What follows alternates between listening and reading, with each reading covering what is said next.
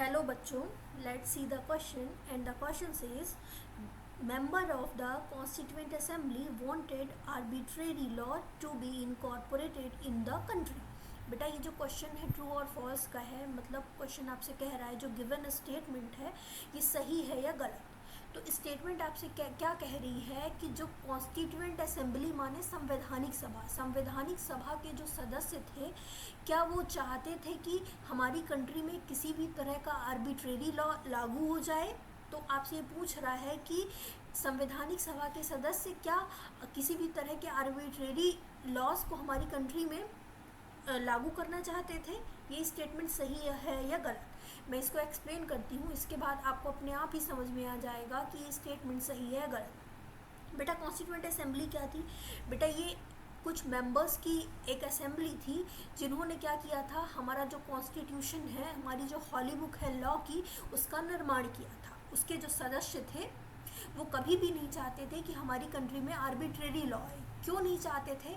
सबसे पहले इसको समझने के लिए हम आर्बिट्रेरी लॉ को समझते हैं। आर्बिट्रेरी लॉ क्या था? बेटा ये अंग्रेजों के समय पे, मतलब जब ब्रिटिशर्स कॉलोनी हमारी कंट्री में थी, उस समय पे इस टाइप के लॉ इंट्रोड्यूस किए जाते थे। और बेटा ये जो लॉ होते थे ना, हमेशा वेग होते थे, इनका कोई एग्जिस्टेंस नहीं होता था, कोई भी क्लियर इसमें प्रोविज़न नहीं होता था, ये हमेशा अस्पष्ट होते थे, कोई किसी भी प्रकार की इनकी प्रकृति में कोई भी स्पष्टता नहीं होती थी, अस्पष्ट होते थे। इनफैक्ट इसको लागू किया जाता था, कोई भी स्ट्रॉन्ग रीज़न नहीं होता था कि इनको क्यों लागू किया जाता है और क्या इनका एग्जिस्टेंस था। कोई भी सपोज़ कोई भी कानून है इन्होंने लागू कर दिया, मान लो कोई भी किसी व्यक्ति ने चोरी की, एक कानून था कि उसको 10 साल की सज़ा मिलेगी। अब इनका ये आर्बिट्रेरी लॉ ये था, इन्हें तो बोल दिया 10 साल की सज़ा मिलेगी, पर आपको पता है अगर कोई व्यक्ति है वो हाई क्लास से होता था तो उसको कम सज़ा मिलती थी, अगर वो लोअर कास्ट से था तो उनकी जो पनिशमेंट होती थी बहुत ज़्यादा हार्श हो जाती थी। तो ये इनका आर्बिट्रेरी लॉ था जिसका कोई भी सिर पैर नहीं था, हमेशा अस्पष्ट होता था। और हमारा जब संविधान, मतलब हमारा जब कंट्री हम इंडिपेंडेंट हुए 15 अगस्त 1947 को, और जो कॉन्स्टिट्यूएंट असेंबली के मेंबर थे उन्हें तो पता था आर्बिट्रेरी लॉज के बारे में, इसलिए उन्होंने कभी भी आर्बिट्रेरी लॉ का फेवर नहीं किया था। वो कभी भी नहीं चाहते थे कि हमारी कंट्री में आर्बिट्रेरी लॉ आए, वो हमेशा चाहते थे हमारी कंट्री में रूल ऑफ लॉ आए, और हमेशा हमारी कंट्री में आज भी रूल ऑफ लॉ है।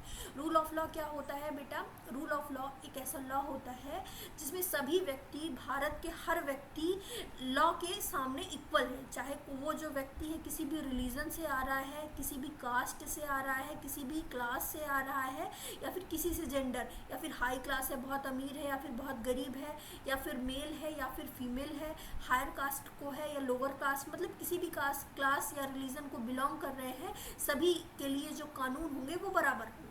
तो ये क्वेश्चन आपसे कह रहा है कि जो कॉन्स्टिट्यूएंट असेंबली के मेंबर्स थे क्या वो चाहते थे कि हमारी कंट्री में आर्बिट्रेरी लॉ इनकॉर्पोरेट हो जाए, लागू हो जाए? तो ऐसा बिल्कुल नहीं है, वो कभी नहीं चाहते थे कि हमारी कंट्री में आर्बिट्रेरी लॉ लागू हो जाए, वो हमेशा चाहते थे हमारी कंट्री में रूल ऑफ लॉ लागू हो जाए।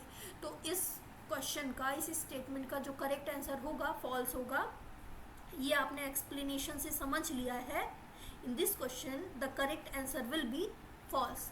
I hope you understood it well. Best of luck.